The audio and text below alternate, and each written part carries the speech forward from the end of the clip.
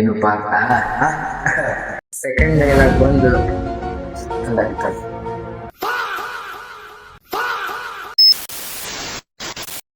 ನಮಸ್ಕಾರ ದನರ, ಹಂಗದ್ರಿ ಎಲ್ಲಾರು. ನಾನ್ ನಿಮ್ ನಾಗರಾಜ್ ಹೊಣಗೇರಿ ಮಾತಾಡತ್ತೀನಿ.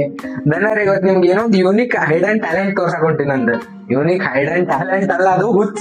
ಎಂತ ಹುಚ್ಚ ಅಂದ್ರೆ ಆಕ್ಟಿಂಗ್ ಹುಚ್ಚು. ಆಕ್ಟಿಂಗ್ ಹುಚ್ಚೊಳಗ ಅದ್ರಾಗ ಡೈಲಾಗ್ ಹೇಳೋದಂದ್ರೆ ಇನ್ನ ಅದು ದೊಡ್ಡ ಹುಚ್ಚು ನನಗ.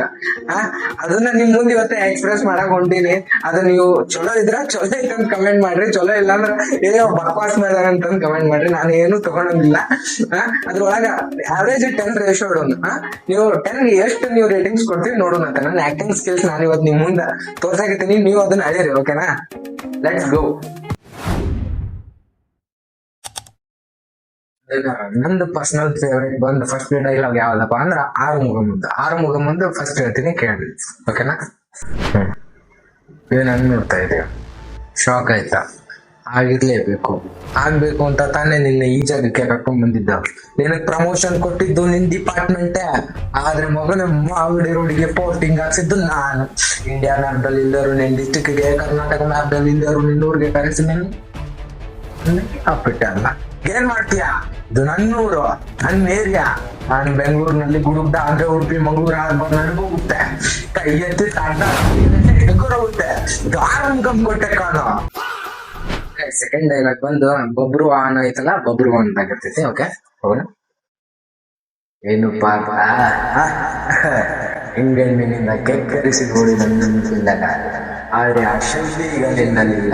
ನಮ್ಮ ಪತಿ ವೃತ್ತಿಯಾದ ನನ್ನ ತಾಯಿಯನ್ನು ನೊಂದಿಸಿದ ಮೋಕ್ಷವೇ ನಿನ್ನ ಪುಣ್ಯವೆಲ್ಲ ಅಳಿದು ಆಪರ ಮೂಟೆ ನಿನ್ನ ಎದುರುತ್ತಿದೆ. ಎತ್ತು ನಿನ್ನ ಗಾಂಧೀವ ಕೂಡು ಆ ನಿನ್ನ ಪರಮೇಶ್ವರ ಗೊತ್ತಾ ನಿನ್ನ ಪಾಶುಪರಾಸ್ತ್ರ. ಶಿವನನ್ನು ಗೆದ್ದ ಶೌರ್ಯ ನಮಗೂ ಸ್ವಲ್ಪ ಇಲ್ಲ. ಶಿವನನ್ನು ಗೆದ್ದೆ ಎಂಬ ಅಹಂಕಾರ ನನ್ನಿಂದಲೇ ಮಣ್ಣಾಗ. ಈಗ ಲಾಸ್ಟ್ ನಂದು ಥರ್ಡ್ ಡೈಲಾಗ್ ಯಾವ್ದಪ್ಪ ಅಂದ್ರ ಬಹದ್ದೂರ್ದು. ಅದ್ರೊಳಗ ಧ್ರುವ ಸರ್ಜಾ ಅವ್ರು ಹೇಳೋ ಡೈಲಾಗ್ ಲಾಸ್ಟ್ ಫೈನಲ್ ಇದೆ.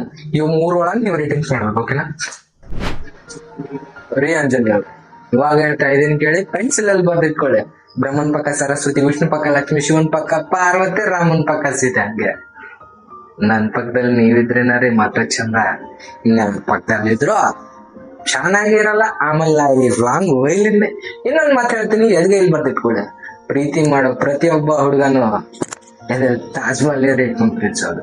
ಆದ್ರೆ ಎಲ್ಲಾ ಹುಡುಗಿರು ಮಮತಾಜ್ ಆಗಿರಲ್ಲ. ನಿಮ್ಮಂತ ಹುಡುಗಿರಿಗೆ ಇವಾಗ ಅರ್ಥ ಆಗಲ್ಲ. ಮದ್ವೆ 6 ತಿಂಗಳಾದ್ಮೇಲೆ ಯಾವ್ದಾರ ಕೊಡ್ಸಿರೋ ಗಿಫ್ಟ್ ಇಟ್ಕೊಂಡ್ಗಳು ಅಂತ ಹೇಳ್ತಿರಲ್ಲ, ಅವಾಗ ಅರ್ಥ ಆಗತ್ತೆ ಪ್ರೀತಿಸೋ ಹುಡುಗರು ವ್ಯಾಲ್ಯೂ ಏನು ಅಂತ.